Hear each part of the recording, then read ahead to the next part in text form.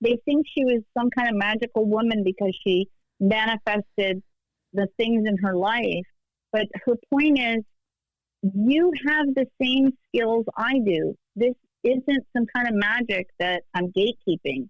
Everybody can do this, even you. Carolyn Wilman, Words for Winning, that's the website. We're going to talk, and Carolyn knows all about winning. We'll get into that too, about Helene Hadsell, because that's how we connected. And this is absolutely incredible. What, the 100th year coming up for her? It's hard to believe, but here we go. So Carolyn, will you give me a refresher on what you're doing with Helene and basically who you are? How's that? I am so happy to talk to you again, because I love talking about Helene and her legacy and how I got involved with her legacy. But it goes back to, as an author, I am a contester and a sweepstaker like Helene was. And I wrote a book that came out in 2008 called You Can't Win If You Don't Enter. And I had a podcast before it was cool.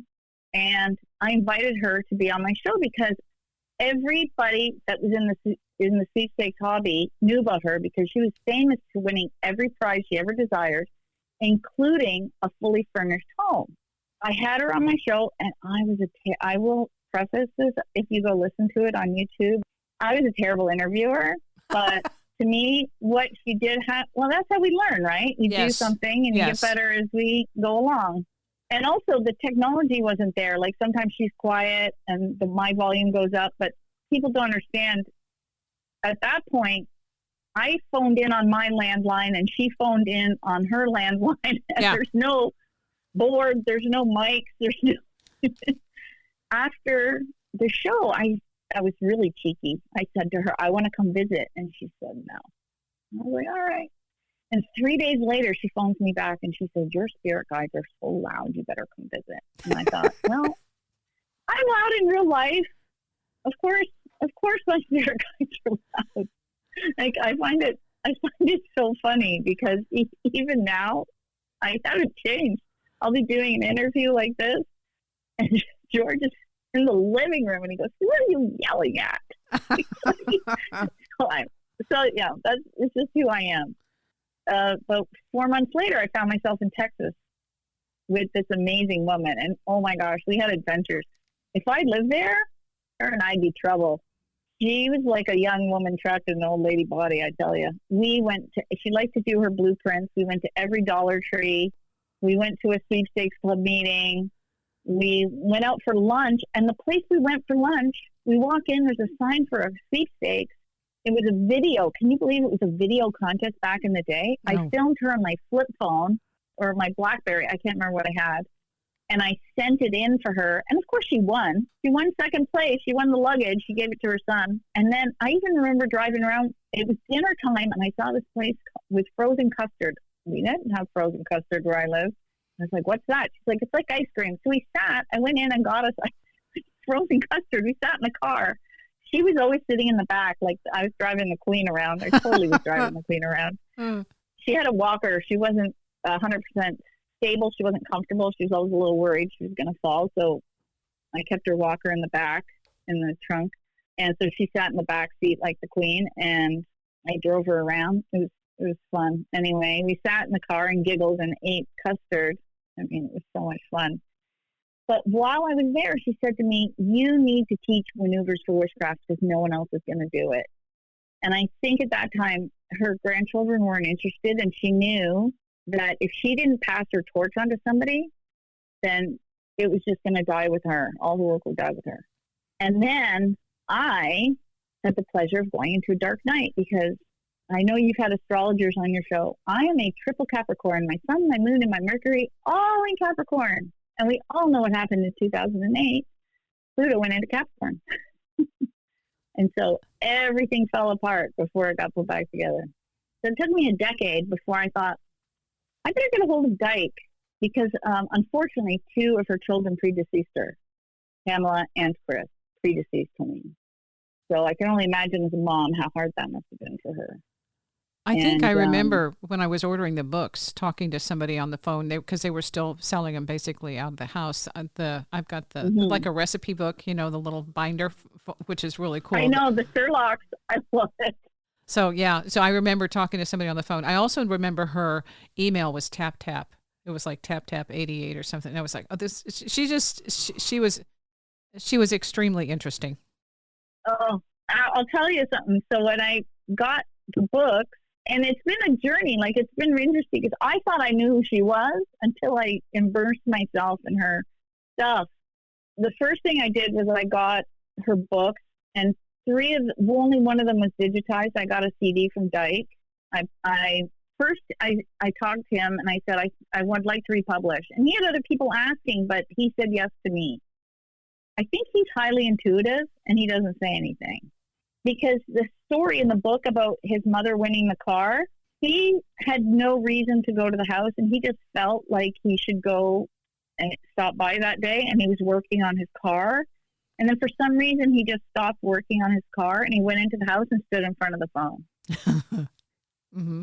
And then the phone rang, and his mother had the sign for the radio station, and he said the key words. He won the vehicle. But he just stopped what he was doing and went to the phone. Like, he just knew. He just followed his intuition. So I think he's highly intuitive. He just doesn't tell anybody that. So I got a hold of these books, and I started republishing them. And it was only after I had republished.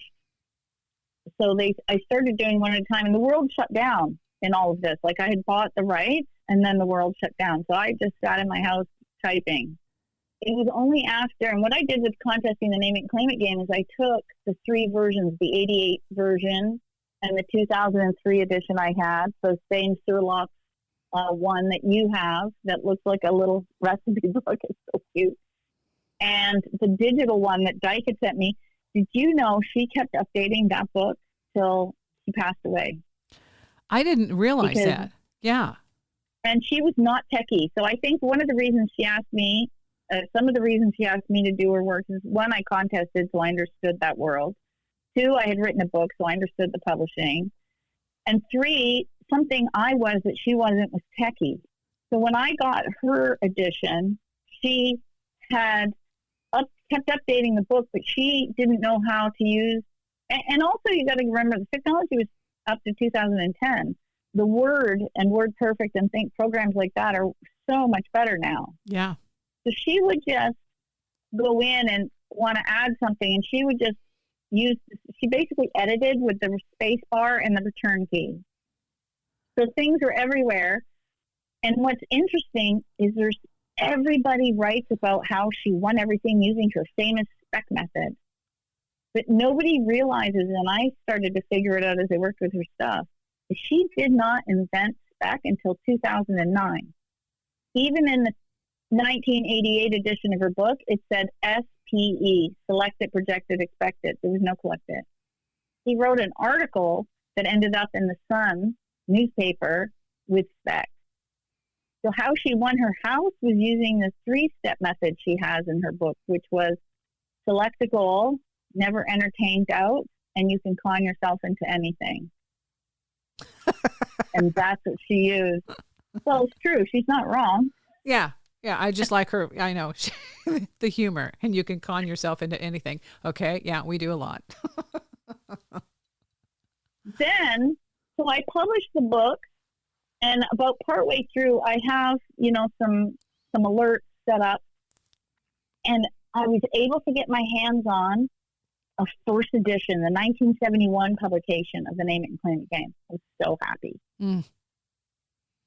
Then I'm doing the Audible edition, and I have to make changes because I'm discovering as an author that sometimes what's written and you read it with your eyes makes perfect sense.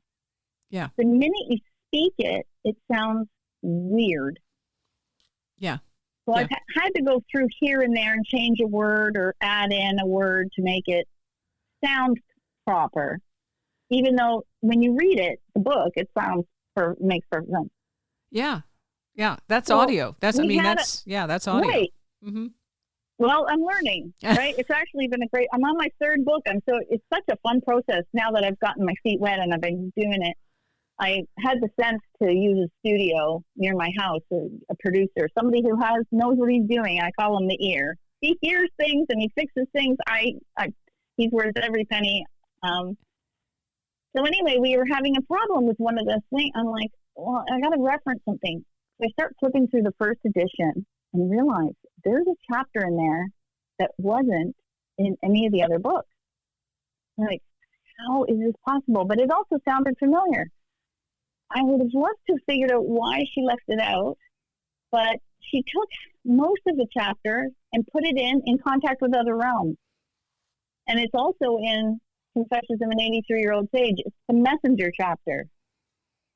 Huh. And she left it out of the first Name It and Claim It? The second Name It and Claim It. So what I did is I don't like to gatekeep, and I didn't want to republish the book because that didn't seem fair. So I typed it out as a PDF, and I have it free on my website for anybody that wants to download it because I felt bad that I didn't even know it existed. But I didn't want to just, for all the people that had already bought it. And then I'm also a little bit lazy. It means that I would have to re-edit the whole book and have a new cover. And I thought, I'm too lazy to do that. And I'd already had it translated into Spanish. So I thought, forget it. I'm just going to leave it. Yeah. I'll give everybody the chapter for free. And I even had that translated into Spanish for everybody for free. It's a perk. So it's a perk. It's a perk. You can just go get it. But in that process, I am now calling Helene Hadsell a bass fisherman. Because when she tells a story, it gets better every time she tells it. Just like a fisherman who catches, a fish. And then the next time he tells it, it was a little bit more of a struggle to catch the fish. And then the fish itself was a little bit bigger. And then, so if you read the chapter in the very first edition, after she saw the messenger, the next day she went into the store and bought some wood and bought some paint that she was drawn to. But then when you read it again, she went into the garage, found whatever she could, and then made colored paint with whatever she had at home. Okay. You don't think that's just memory? Well, maybe a little bit memory too. Mm-hmm. Or another dimension. You know what? That just occurred to me. I wonder if that's another timeline. Could be. Yeah. Yeah. I just had that thought. Because I have the painting, and it's the first story, I can tell. It's definitely... I even have it. I have it in the book. I have the picture up because I took it and had it professionally photographed so that it would be the nicest picture for anybody to view. Yeah. And then in 2022, because we had the, borders. I live in Ontario. We had some of the longest lockdowns in the world compared to China. So our border was closed. We were still in the house long time past other people. Mm-hmm. And so finally in 2022, I went down to Texas to visit Dyke. I got my car and I drove 3 days. People think I'm crazy, but I think it's one of the benefits of being an adult with adult money. I can do whatever I want, and I love a good road trip. And actually, I should give a shout out to Wendy and her podcast. I caught up on all the back episodes that I hadn't listened to on that drive. Oh, no. Oh. Well, thank you. I know. It's fantastic. You put Spotify on, you put Wendy on, and you start driving. It's fantastic. Okay. So, yeah, if there's a lot of episodes you haven't heard, I'm telling you, that's the time to do it because you're focused on the road and it gives you it's like the zen of raking. So one side of your mind's busy and you can absorb all the information with the other. It's brilliant. Mm-hmm. And you have a great voice to listen to while you drive. Anyway. Thank you. So I got down to Texas and I packed up all the things that I thought would help me maintain her legacy, like books and things. And it's been really great to go through her stuff and share things with people that otherwise would have been lost. And I can see where she learned some of her things. But here's what's really interesting. Then I had a door shut in my face and I panicked. Or maybe that's not the right term. I was going to have a rug pulled out from under me, and I was panicking. Well, one day in October, like 6 months later, I get an email from Amazon saying that the copyright page in the book, The Name It and Claim It game, wasn't right, and if I didn't fix it, they were going to pull it. I panicked. So I tried to figure out what it was, and they don't really tell you anything. They go, just refer to this information over here and figure it out. Yes. Okay. Meanwhile, I'm thinking, I kept saying, I own the copyright. They're like, yes, we understand that. You have to list it like this. Because it turns out what the mistake I made was listing the copyright page the way Helene wrote it. And it either wasn't correct or isn't correct now. Like the current modern methods of listing the copyright page have changed. I don't know which one it is, but either way, I figured it out. But just to be sure, I started writing her previous publishers to make sure that they didn't hold any copyright, just to get a letter saying, yeah, we don't have anything. Right. The first the company was Divorce and Company. I got a letter right away. The second one was Top of the Mountain Publishing. And I couldn't find them. I finally figured out that Tag Powell owned Top of the Mountain Publishing. And I sent letters out everywhere. I found 3 or 4 addresses. I wrote letters and sent them out into the wild, see what happened. And meanwhile, I kept thinking, that name sounds so familiar. So I started going through the books that I brought back from her house, because anything that was autographed or tagged to Silva, because she famously worked with Jose Silva. Yeah. He wrote the Silva Mind Mastery Method. Helene had an autographed copy. And I realized after he was a Silva instructor, and that's how she met him, working with Jose, and how he published her second edition, because he also owned a publishing company. Okay. I got a hold of Tag, and so he called me one day. He was 85, and he had COPD, he had a stroke. He was a little bit cheesy, but we had a good chat, and I sent him all of Helene's updated books. Well, he just was blown away, because publishing has come a long way in 30 years since he was publishing. Yeah. And then I realized he had a bunch of books. And so I said, well, who's maintaining your legacy? And he said, nobody. I said, can I buy the rights to your books too? So now I'm publishing his books. And because he was a Silva instructor and has a Silva book, and I got permission from the Silvas, I have a contract to publish. So I'm very excited about that. And Helene worked with Jose. I'm almost finished my Silva instructor training. I'm going to be a Silva instructor. Congratulations early. Okay, this is fantastic. I think that's excellent. Well, I wasn't planning on it, but I figured the universe is pulling me down this path, and I might as well just go with it. I'm not going to fight it. I've learned, don't disagree. It's just easier to say yes, okay. So one email that made me panic turned into, and then I knew, I'd known it for a while, and I didn't want to face it. I knew I was going to have an author's website, but I was just putting it off until as long as possible. So after I bought Tag's book, I thought, I can't put it off anymore. So I started Words for Winning, because Contest Queen, which is where I teach people how to win giveaways, and the Name It and Claim It game fits very well there, but none of Helene's other books do. And now, of course, none of Tag's do. I thought I have to. And I also bought the rights to his wife's book. So Judith Powell's books are coming out too. She redid her rendition of Wallace Waddle's book. So that's going to be interesting to share with everybody too. Okay, that's on the Manifesting Wealth. Yeah. So I bought the rights to 10 books from Tag and 6 audio series. So I basically have enough work till probably 2026. Darn. and I'm publishing 3 books at a time. Like right now, I'm working on the Audible for A Man Called Friday.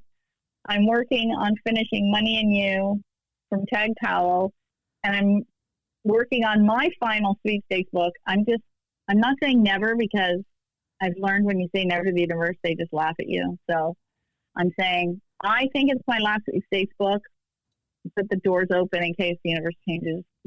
Okay. Something. I don't know. Yeah. Go with the flow. I'm working on prizes. I'm going to go with the flow. I don't see myself writing another sweepstakes book, but don't say never. So I'm working on prizes everywhere at the same. Yeah. So that's when I'm a little bit busy. Yeah, just a tad. Yeah. Yeah. I don't know. I think you're up to the job though.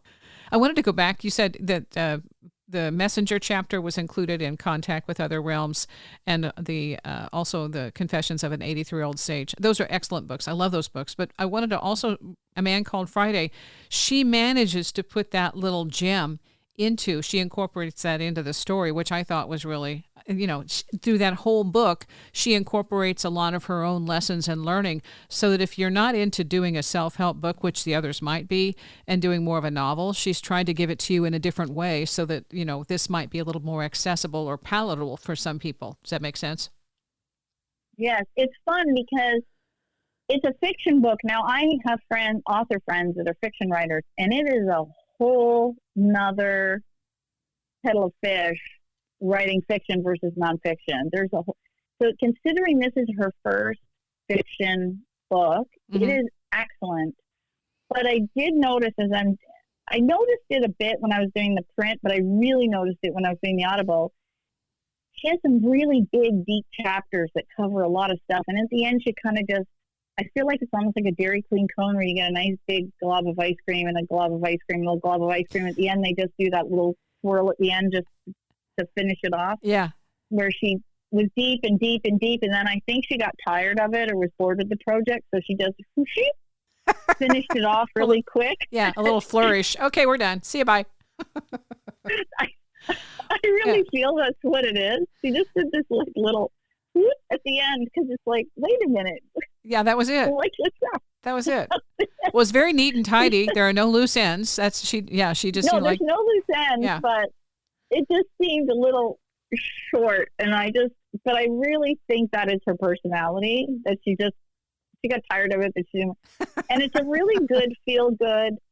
And it's funny because I described it as like a Hallmarky type of story. And sure enough, on her original cover, she just did a lot of quotes. And she put a good feel, because she loved her idiisms, a good feel, predictable Hallmark style saga. Yeah, and it is. But the thing about Helene is when you get into this is wonderful for anyone who's not familiar with her, to go back into the audio that you discovered, the lost audios, where she's talking about everything from remote viewing to astral sex. Okay. I'm like, oh my gosh, when we interviewed her back in 2006, I think it was, somewhere in there, she said, we got to a point in the interview where she said, do you think people are ready for this? And then she paused and she thought a moment, and I knew, she wanted to say something. She says, I don't think it's time. I can't talk about this. It isn't time. So she's probably listening to her guides are going, no, don't go there. So then when you're talking, I'm like, yep, that's what she was going to get into. And I am so glad you got it on tape. Yes. And it's funny because I had kind of I put it in a blog post, the story of how I had come across that MP3 player. And I'm glad I did record something. And I don't know what it was about that trip. She didn't want any pictures of her. I wasn't allowed to take any pictures of her. I took her house, the inside and the outside. Mm-hmm. And I just started a photo album on my website because the thing that I got on this last trip that I didn't take before because I had run out of room was all the family slides. And I wanted to cry because the Boxmark 1964 New York World's Fair is empty. Whoa. And I don't know where they are. But I did get to see the Formica house. So I went, and there's no Formica left in it. I'm sorry to tell everybody. I went to the house to take some more, because I do TikTok. I love TikTok, and I do my little videos, and I write about things. So I was taking some pictures, and I thought, I'm going to be bold. There's cars in the driveway. I'm going to go ring the bell. Nobody answered. I thought, they must be busy or something. So I go off to do my thing, and I get some paper out of my car because I had all my briefcase and everything, a laptop bag. So I'm writing a note, and I was going to go put it in the mailbox, and I saw a man coming out the back, and I said, excuse me, do you live here? And we had a good talk for about 20 minutes, but apparently a couple of years ago there was a fire. The house was redesigned completely, and there's no Formica left. And the pictures that are famous of, them, there was some archways and things, they're all taken out. Uh-huh. But what's left is the fireplace. Anyway, we had a chat, and he said, "Oh, I'm sorry, my wife's working at home. She's probably in a meeting. I can't invite you in." I said, "No, it's okay. I get it." And I said, "Do you mind if I take some more pictures?" And he says, "Oh, no, go right ahead." So I'm down at the corner of the street doing my little thing. And he comes out the front door. He goes, "Hey, she's out of her meeting now. Do you want to come in?" I'm like, "Oh, heck yeah." So it's they've redone it so beautifully. It's such an open house, but the fireplace wasn't touched. So I got a picture of the fireplace with the Spanish inlay that Helene wanted. Uh-huh. And so it was so cool to be in that house. Yeah, I can see why they were happy to live there, because it's such a big bungalow and so beautiful, and just the energy of it. Mm-hmm. And they've been there 20 years. They took care of it. But he told me that they have the original floor plans of how it was laid out. So I'm going to get a hold of those. And I found in Helene's files the original Formica magazine promoting the contest. Wow. So we're going to trade. I'm going to scan it and send that to them, and they're going to send me a copy of the original floor plan. That's a good deal. That's a good deal. And I'm going to send them a set of the books too, because they didn't know a lot of the stories. They just knew that it had been won. And Dyke told me that it had taken 3 years, and the house was supposed to be worth $50, and it cost them $80. I can't imagine $80,000 for a furnished home in 1965. Wow. It must have been phenomenal. I know, right? Yeah. And I think the laws were they couldn't just give them the house. So I found on vellum, the vellum paper. Oh, gosh. And her paperwork, the transfer, the deed transfer, because some people say, well, she didn't really win it. No, I have the paperwork that says Formica is selling the house to the Hadsells for $10. I think it's like when you trade, you want to give a car to a family member, Yes. you have to pay $1 or something at the DMV. Right. I think it's the same kind of thing. They couldn't give them the house. I think there had to be some kind of thing, so they used $10. So they paid $10 for the Formica house. Oh, that's still a win. that's a win. I wouldn't complain about spending the $10 on a house in 65. So wow. Yeah, it's pretty. I know it's pretty exciting. And so this time I'm finding a few pictures of Helene in the slides. It seems that from what I can figure out, Pat, the trips that they won, Pat liked landscapes and buildings. So there's not a lot of people. There's a lot of buildings and things. So I'm digitizing some of them because I'm going to use them for blog posts and say, hey, Pat took this picture on their trip in 1970 to, whatever. I like the one where she went overseas and there was I don't know if it was a medium or a psychic who was there doing a presentation, and she didn't have a ticket. And so she stood at the gate and stood there long enough to figure out how to finagle her way into that. I think the psychic at some point said, there's somebody at the gate, go let them in. That's my overview of that. Do you remember that story? You are intuitive so that story, she was sending mental text. Now you can learn how to do mental texting. The Silva method teaches that, and it works. I did that recently with George. Poor George.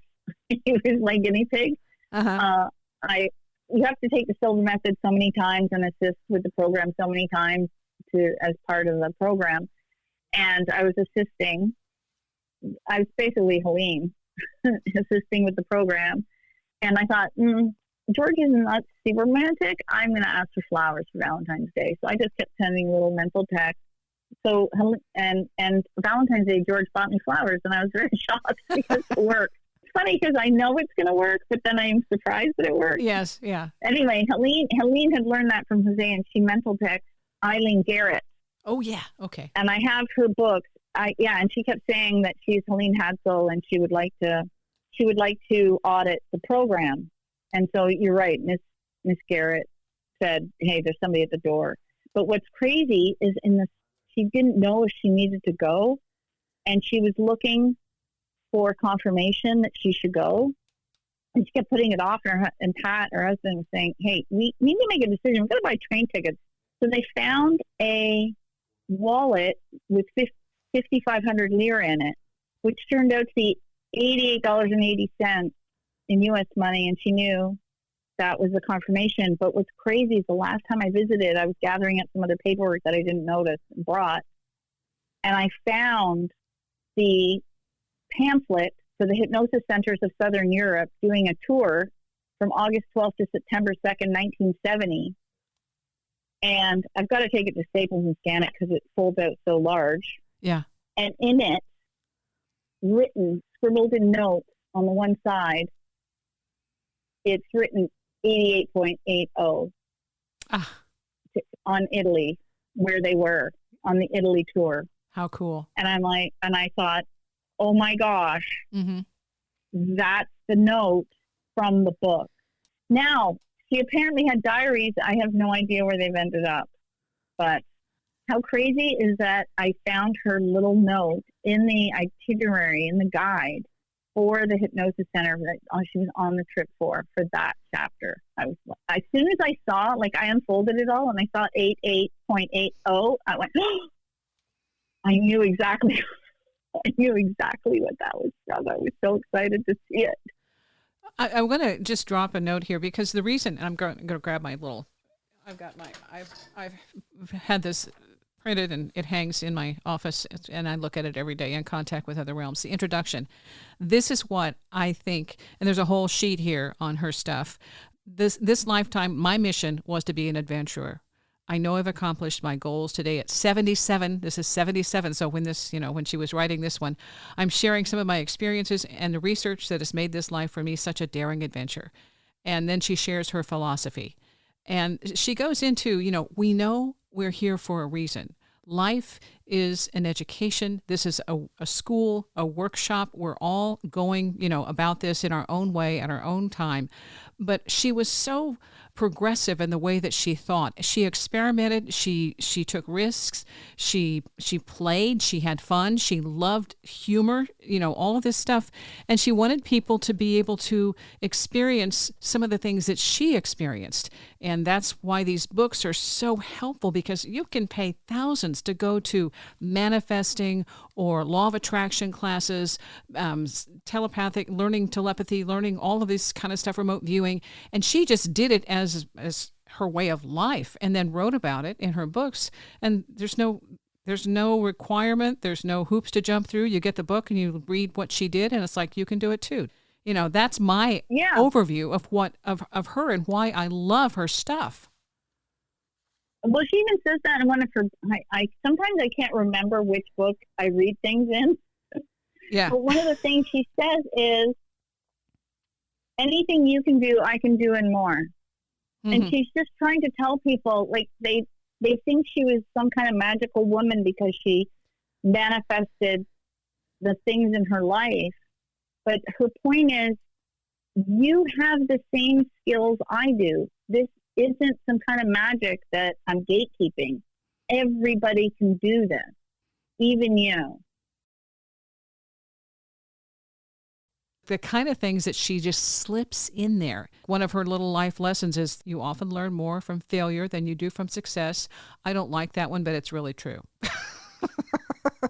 Oh, I like Robert Ohato's work, and he once told me that he said, well, sometimes you have to blow up the laboratory. Like, not just experiment, but just you blew up the entire laboratory. Mm-hmm. Oops. Yeah. Oh, well. I can't remember. There was an artist once who had all of his work, like, prior to, and I'll just throw out a date, 1978. He destroyed it and started over. And he was an accomplished artist, and people were like, why? And because he was done. He was done with that period of his life, and he wanted to go forward, and he didn't want any reminders, any, just it's gone. And he had pictures of the art that was destroyed, and so you could see there it was, and now it's gone. But that's exactly what you're talking about, is you have to blow up the lab. Whether it happens on purpose or by mistake, there it goes. Yeah. So that's what I did. So that was why it took so long, because I went through that dark night of the ego. The soul doesn't go dark, as Robert Ohato says. He says it's the ego that goes dark. Yes, and that's huge, because it isn't fun. Yeah, it was not fun. going through it. And I can see now also, oh, I don't like that hindsight's 2020. Yeah. But I can see now that it was better for me to do her stuff now than previously, because I'm more grounded, and her work needed grounding now. And it's also, everything's more accessible now. Like, had I been talking about this, some of this stuff 10 years ago, it might not have been as accepted. Like, right. She was hesitant not to say anything. It's almost like her stuff had to simmer and wait before it was re-released. And also the publishing has gotten, like, even from my first book to this book, to the books that I'm doing now, even then the publishing has changed so much, even since I've been doing it. Wow. It's so much better now. You still have to put the work in. As I said to somebody once, a book just doesn't write itself. I mean, some people might disagree with ChatGPT, but to me, that's not the process. Like, there's that. I think books are better when somebody writes them. When it comes from personal creativity and sharing, I think that energy gets put into the book, and you won't get that with an AI created book. It needs to have that person's energy. I even saw a book that Tag Powell had published. It was one of the ones in his library. And on the cover, he even had the author put, "Pick up this book and feel the energy." That's a whole different way of approaching it. And this was featured in Superhuman. It's mind reading. And what you are doing is you are putting your hand on a book, and they see it. It's blind seeing. But when I talk with Jess about Asher, who was the guy with autism, and talking about what he did was he put his hand on the book, and he told her within a few minutes what the book was about. She was having a real tough time interpreting it and understanding it. And he said, "Do you have the book with you?" She says, "Yeah." He says, "Okay, just hold it on your palm." And then he put his hand over it, and then basically did the whole synopsis of what the book was about and explained it to her without ever opening it. I posted it today from somebody else that they posted this. I think Wendy Gallant is the one who's teaching this, and it's blind sight, where you have blindfolds on and you're able to understand, see, view whatever it is that's in front of you. And it's absolutely amazing. But that's where I'm going with this, is that these abilities are things that people are now talking about that we weren't really addressing in the last 20 years. This is all fresh, and yet it's been happening. It's just been under the radar. Yeah, I think Helene was doing this in the 60s and 70s with Jose, because she even hints that he had these abilities because he was told by him, he says, higher intelligence says we have to open up Detroit. He says, "It's time for you to open up Detroit. I want you to go to Detroit and set it up." And she says, "Aren't you reading the news? Like, there's all these riots and streets are closed and this is terrible. I don't think it's a good idea." And he said, "Doesn't matter. Higher intelligence tells me it's time." So I think he even had some of those abilities, but they didn't really talk about it that way at that time. Now we talk about it that way, but not in the 60s and 70s. No, but that was when we started getting information, like late 70s. Robert Monroe was doing his OBE work. The Greens, who Helen read their information, biofeedback at Menninger's in Topeka, Kansas. The work was being done. It didn't have, we weren't able to access it. This is a huge, huge deal, having the internet and being able to Google telepathy, Google biofeedback, out-of-body remote viewing, all this stuff. We at the touch of a button, we've got that. Back then, there was just no way. You had to be part of a secret group, and they had a special group that met out at Council Grove in Kansas, where they would bring people like Rolling Thunder, who was a Native American shaman, to do a presentation on what he did and how he could heal people. It was like invitation only. So some of these things that have been going on, there was no access. And now you're just open to a huge, I think, mind-boggling world of abilities that had been discounted or forbidden, taboo. And right now you're finding out, well, there's a whole lot more people can do this stuff, and it isn't necessarily a bad thing. It's just we don't have a clue about it, and nobody's talked about it, so we thought it was forbidden, and it isn't because we're already doing it. Imagine that. Yeah, it's some people know things and they don't admit it. George, my boyfriend, he's very funny. He sometimes will say, well, my spidey sense says, and I go, you know that you're intuitive, right? But he just refuses to call it that.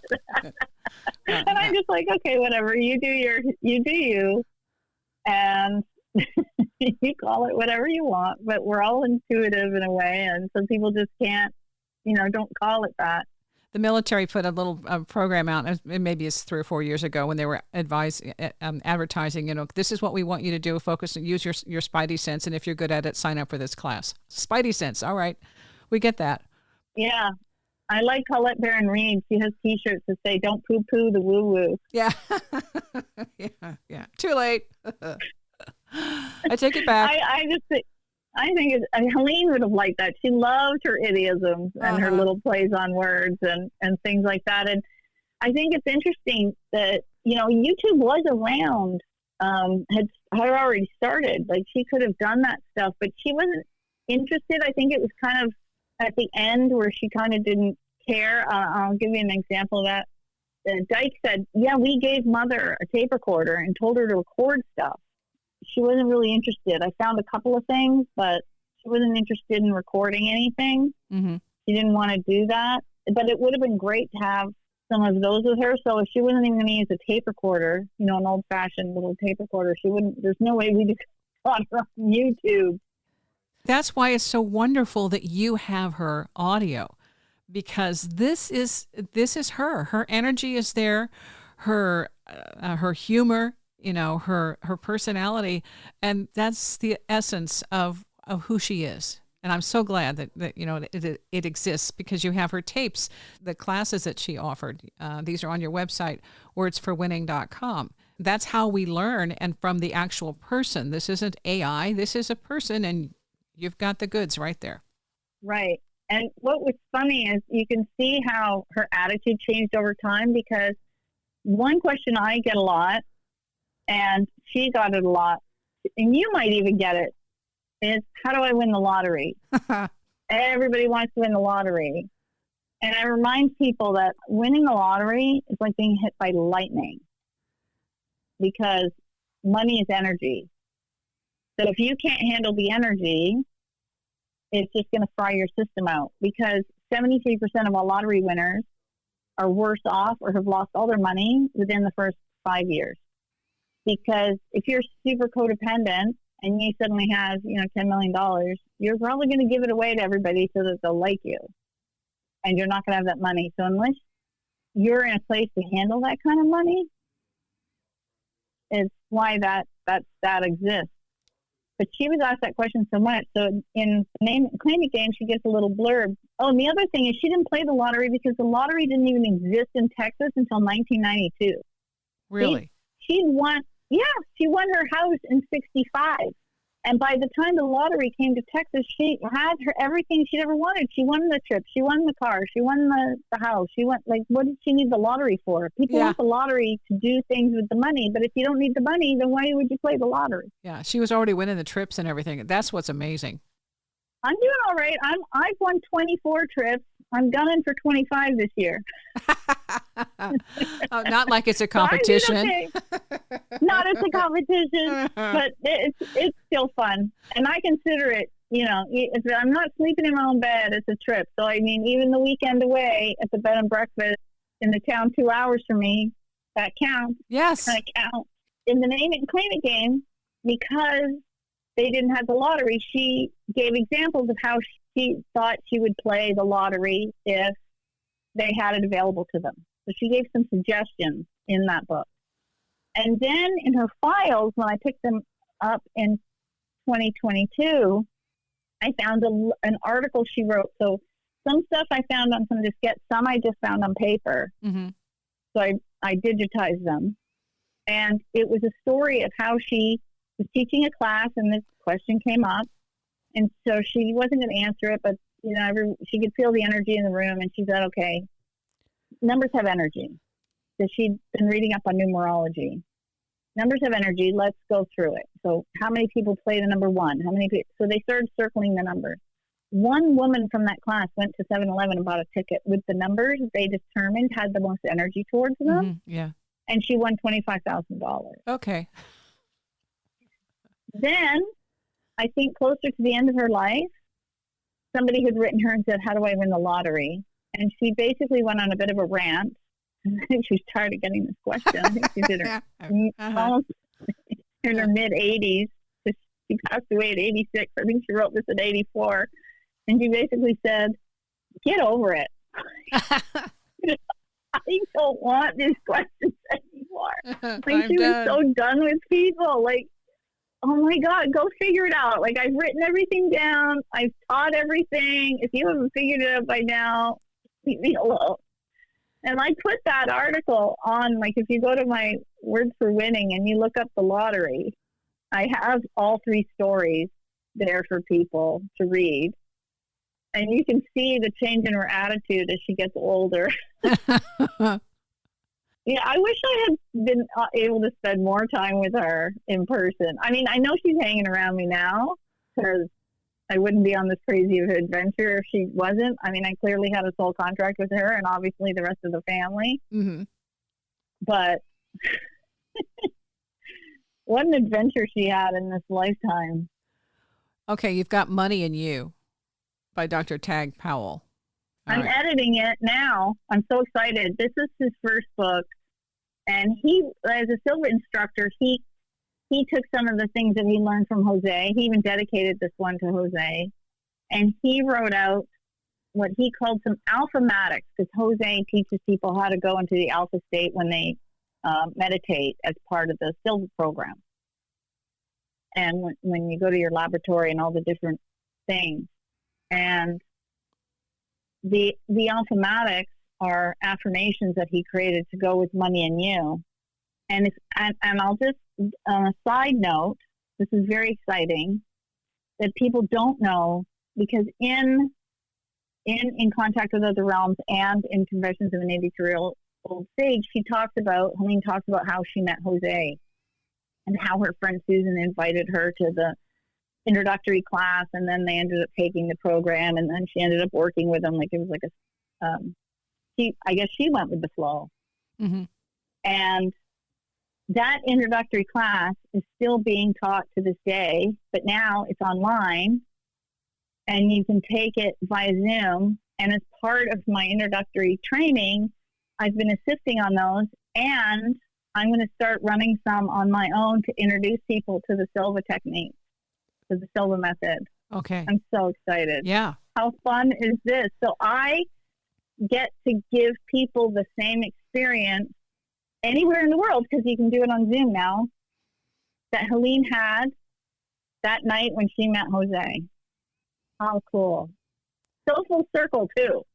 What I have noticed is that people who are, well, some of the people, Ted Owens, there's another person who they were talking about, if you want to become more aware and more telepathic, more intuitive, to enhance those skills, do Silva the mind method, mind control, because it helps you focus. It helps you center.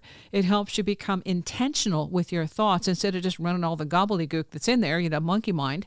Get rid of all the flotsam and become more aware of what your mind is projecting on a day-to-day basis. One of the techniques, and there's a whole list of them, like, you don't realize how many techniques Jose taught until you take the whole thing. And as part of the instructor training, we got a list to make sure that we knew. Stephen Dobosh runs the Canadian arm of the Silva method, and so he's the one I'm training with. And he wrote out this entire page. Okay, these are all the techniques that Jose has that we have to know as Silva instructors. And it was a page and a half long, 2 columns. Jose taught way more than you think when you just look at the book or the program from the course. And that's the other thing, that it's amazing to take it in person. I noticed that it's much more impactful in person, and meditating with other people around is deeper. And I think it's because we have that energy that energy bubble around us. Yes. And then when we're in a room with like 50 other people and all our energy bubbles are touching, mm-hmm. Yeah, that it really enhances it. I discovered that spoon bending. We were in a class, and it was just, a basic how-to class at a community here in Kansas City. And maybe 20 people in the class. That was the easiest I've ever bent the spoon. It was like butter. Within a few seconds, boom. And that's because all of us were focusing at the same time, and we were there intentional, and the spoon, like, there, that was it. Like, whoa, this is great. I tried it at home. It took a little more effort. I heard Melissa told me that one of her memories of her grandmother, and she called her Helen. Because I said, because from the South, I thought maybe she'd be Mima or something, or Nana. Mm-hmm. And I said, so what did you call her? And she said, Helen. I went, what? Yeah. And apparently, and I quote, Helen said, I will never be old enough to be a grandmother. Oh. And that's actually something I had to make a video on this. A lot of people, I get a lot of comments. It's Helen, not Helene. And I figured out, I had a feeling it had to do with numerology. So when I did an interview with a numerologist, I had her run the numbers. Mm-hmm. And Helen is a 2 and Helene is a 7. To explain the differences between a 2 and a 7. Yeah. You can actually see the change in her life when she switched it. Now, she never legally made it Helene. She was always legally Helene Hadsell. Uh-huh. But I even found some booklets that she would do for her classes. You can see that she went in and hand wrote in the letter E with a marker to make it. And then she got an award from the Silvas because they didn't know. They made it her middle initial. So it says Helen E. Hadsell.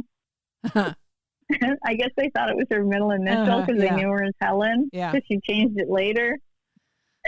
Like, okay. But she did it because numerically, that's the word I'm looking for. Mm-hmm. It was closer to the path she wanted to take where she was teaching. And what's crazy is she told me she made me a blueprint. And she said, when you turn 58, you're going to basically do what I do. You're going to teach and write and travel for the rest of your life. And I'm 57, and she is bang on. Wow. And you got a blueprint. I know, right? Oh, that's excellent. Yeah, it's funny because the first one, she made me a Sagittarius. And I said, oh, thank you, but I'm a Capricorn. She redid it, and she still had some Sagittarius there. So I don't know. I just like, whatever. Hey, he must have that essence, Sagittarius essence. Well, maybe it's Vedic. In Vedic astrology, you're always assigned the other way.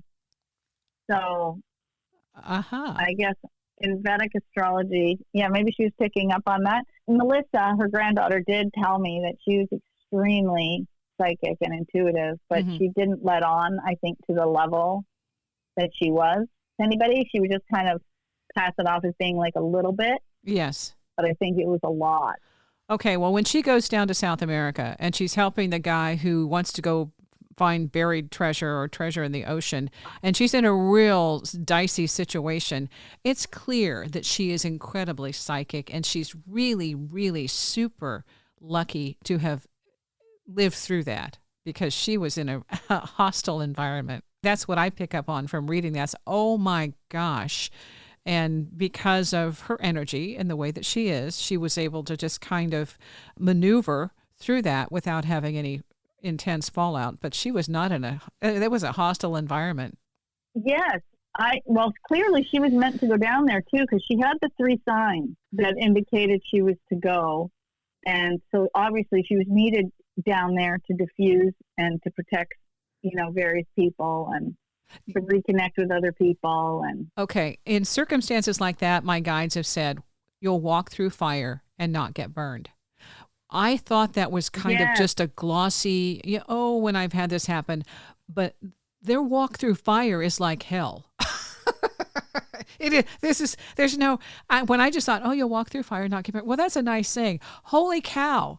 No, this is serious. And so to me, that was what she got, was that she had to be there for others. This wasn't for herself, that she was performing basically a civic duty, helping. It was on her game card, her dance card, to help this person and maybe some others to be able to get them through this, or they wouldn't have survived. Sometimes if I'm not happy, I'll talk to my guides and I go, that's great because you guys are in spirit, but I'm here in the 3D and I need this. Like, hello. Can we please not do that? It's like, no, it's on discussion. It's on your chart. No, you're going through it. Just, grow up, get over it. It's okay. That's Helene coming through you. She says that several times. Get over it. Well, that's life. Get over it. Yeah. She loves that. Yeah. And that's part of it, though, is that, everything's a learning experience. We continue to learn. That never stops. And back to one of her little sayings is, you make what you make of life is up to you. You have all the tools and resources you need. Oh. What you create with those tools and resources is up to you. What's funny about those points to ponder, I found out they're her interpretation of the rules to being human from the Sumerian tablets, because I was watching Robert Edward Grant on a podcast, and he was talking about the Sumerian tablets and the rules to being human, and he started reading them out. Mm-hmm. And I thought, oh my gosh, that's Helene Hadsell's points to ponder on. Uh-huh. And I did more research. And the updated edition, thankfully, every time I learn something, I can just upload a new file to Amazon.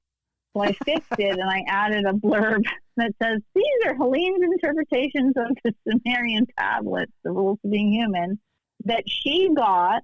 I figured out the past. Mm-hmm. That's the nice thing about being immersed in her work, is that over time I start to make all the connections and the dots.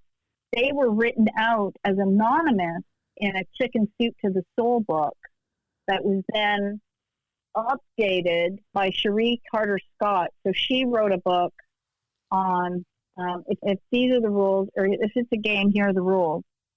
And she took them and expanded. So each chapter is a whole lesson on each of the points to ponder. So if you want to go deeper into it, you can go read her book.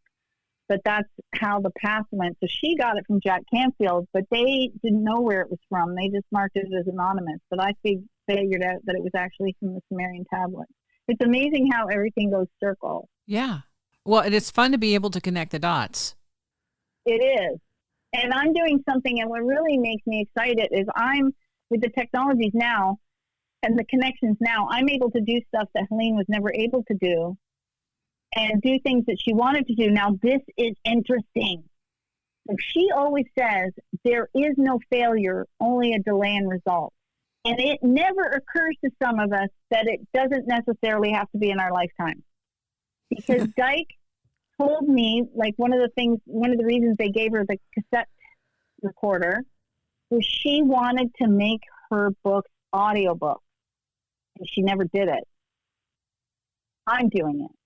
So she set a goal of audiobooks. There is no failure, just a delay in results. So I'm not sure when she made that goal. So maybe it's been 15 years, maybe it's been 20. But that goal is being accomplished. I'm shaking a little as I say that. Wow, that's so cool. I'm going to say, right? You have to have more of her energy around you because of what you're doing and the goals that you've set for yourself that we're not talking about. But the things that you have on your itinerary have to be part of her, what she saw as a progression with the information. The information is information. Nobody owns it. Like, when she was taking this and saying this is important, and she's repeating it, and it gets shared, and then eventually it becomes anonymous because we don't connect with all the people who were part of it. That information continues. It goes on. It goes forward, and you're carrying it forward. Yeah, and I've also started translating her books into Spanish. So I've got 2 in Spanish. And so I find after I do the Audible, because I fix the text, then I send it to a translator, and then it gets translated into Spanish. But I haven't edited them yet. I've already got the translations for German, French, and Italian for the Name It and Claim It game.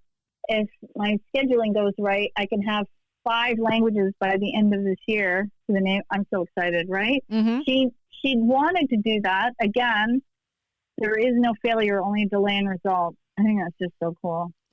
Okay, so this is year 100. It would have been her 100th birthday this year, right? Yeah, on June 1st, right? Because she was born June 1st, 1924. And I realized earlier this year that it's 2024, and I was like, wait a minute. She would have been 100. So I thought, I got to do something special. I'm going to be talking to an astrologer, a numerologist, a human design person, all about her, and we're going to be putting special things on the website. I'm just so excited. I think it's so cool. I do too. Yeah. I think this is the perfect time to reintroduce people to Helene Hadsell. And I remember at one point asking her, Helen or Helene? She says, well, most people don't understand or remember or get Helene, so anybody can call me Helen. But yeah, I go by Helene. So, whatever you call her, she is still with us, and she has an amazing influence. If you are interested in learning about her stuff, just get a book and start and you go forward. Oh, she's so fun. And any of her books, any of her books you can start with, because it's not like a series where you have to read them in order. You can just start with any of her books and go from there. Once I got started with her books, she talks about it a different way in each one. You know, that's what sells it. Well, this is why Contesting the Name It and Claim It game was the first book. And so that's the one came out in 1971, because people weren't talking about this kind of thing back then. It was still a little shrouded, but she knew she could teach these lessons under the guise of contesting, because people will do things to win. I actually know that I have a similar path with contesting, because I have an Attracting Luck chapter in my books about how, the same types of things. I don't disguise it like Helene did, because the times are different. And I really noticed it when I was doing the Audible. Oh, I have to give one last tip to your listeners, because this is crazy. When I was doing the Audible book, sometimes I would say things that I have edited 100 times, but now I'm reading it, and it would hit so different hearing it. And I realized how much more she wove into her books than even I realized. She really knew how to teach all these concepts. I'm going to recommend that all your listeners read their metaphysical books out loud, because I know you have a lot of great authors on your show. If they get those books, read them out loud to themselves, because you can literally manifest things. You can speak things into existence. I was in the studio. Do you remember the story of the woman who got the cruise from the Name It and Claim It game? She attended one of Helene's workshops, and she had heard about a neighbor who went on a cruise. Now, this was in the 80s, so cruising then wasn't the same as it is now either. A neighbor went on a cruise, and she thought, I want to do that. But her husband wasn't interested. It wasn't in her family budget. She didn't enter giveaways. So she said to Helene, how am I going to do this? And he's like, don't worry about that. Just see yourself on the cruise. So she was also taking art classes. And one of the other women in this art class was talking about how she sold cosmetics and won the sales contest and was going on a cruise to the Bahamas. And the woman said, well, I've always wanted to do that. Congratulations on your win. Have a fabulous trip. I hope it's everything you've ever dreamed of. 2 days before the cruise, she calls this woman back and says, hey, my son's sick. The cruise is paid for. I can't go. Do you want my ticket? In 4 weeks, when she decided to go on this cruise to the Bahamas, she was on a free cruise to the Bahamas. And she sent Helene a postcard that said, I named it and claimed it. Uh-huh. Now, I read that on a Wednesday. That weekend, I was assisting with the Silva method. For 3 days, I'm meditating, we're doing the workshops, I'm assisting, I'm helping people. On the Saturday afternoon, I get a text from a friend. She goes, hey, do you want to go on a cruise? I go, that'd be great, not in my budget. I've been paying for Audible. I'm paying the studio. Yeah. She goes, no, Mike can't go. I don't want his ticket to go to waste. Can you take it? I'm like, what do I have to do? She says, just get your butt to Miami. I said, I'll figure that out. Mm-hmm. For 6 weeks from when I read that out loud, the cruise went from Miami to the Dominican to the Bahamas. Oh, lovely. I'm like, are you kidding me? So I'm doing TikTok, doing videos because I'm like, I have to show people this. This is insane. I read it out loud, and 6 weeks later, I'm standing there with the bluest water I've ever seen behind me in the videos going, you can do anything. Yeah, absolutely. And don't worry about how it's going to show up. And so that was my first cruising experience because she said she wanted to invite somebody that she wasn't going to, she could put up with in close quarters for 5 days. Thankfully, she's a sweeping buddy, and we've gone to many sweepstakes conventions together, so she knew we would have a good time, and we did. Coming up, then, you're going to have an event June 1st to celebrate Helene's 100th. On your website, you also have the Lost Workshop, the Missing Chapter, the teachings, the Facebook group, a lot of content, and then the other books that you're working on as well. Yeah, they're coming. I've only listed the next Tag Powell book, Money and You, but I have 9 more on my shelf that I haven't listed on the website that I need to publish. So if you just keep following me, you're going to see all kinds of exciting stuff over the next couple of years because publishing isn't as quick as I would like it to be. There's something to look forward to. That's and plus, okay. You have to have time to read the books and do the Silva. When are you going to be fully vetted with that? Well, I don't know because the one part that I did drop the ball on at my end was I only needed to assist 3 times and I assisted 4 times, but you have to take it yourself 5 times and I've only taken it once. And there's only so many instructors left. So I think it might not be for another year because I have to take it 4 more times in person. Okay. But I can still teach the introductory class. I'm qualified for that. And I can still assist on other times too. So at least it'll keep me in the loop while I'm finishing up the other part. So that's good. Okay. So you're saying there are few instructors, which means that when you are fully qualified, you'll be in demand. Yes, ma'am. Okay. And I'm very excited because there's one fellow left that trained with Jose that knew Helene and Tag. My plan is to meet him this year because I'm obviously connected to him too. Yeah. One more link in the chain. One more link in the chain. I love it. We didn't talk a whole lot about your winning, but that's another aspect that you also do for people who are contesters, and they can follow you on TikTok. And where all do you want to? Oh, yeah. I do all the socials. It's a little bit crazy because I have, 3 websites and 3 channels. I do all of them: Facebook, YouTube, TikTok, Instagram. I do all the good ones. I know I watched you unwrap one of your winnings on your YouTube channel. My best one recently was an air fryer. People say you're late to the game, but I get determined when I see a popular item. I know it's going to be a prize, and I just refuse to buy it because I know I'm eventually going to win it. Yes. So sometimes it takes me a bit of time. But the other thing that's interesting with the hobby, and this goes for anything in life, the effort you put in is what you get out. So I've been so busy, as you can tell by what I've been on my plate. I haven't been entering as much, and my wins have gone way down. It's absolutely like the effort you put in is the effort you get out. On your blog, you posted those 2 audio tapes from Helene. You included the winning where you had decided, since you didn't want to buy a new MP3 players, that you would put your name in the contest. And then the way that you won this was just tangential. You still won it, but it was like once removed. Once removed. So I know stuff comes around.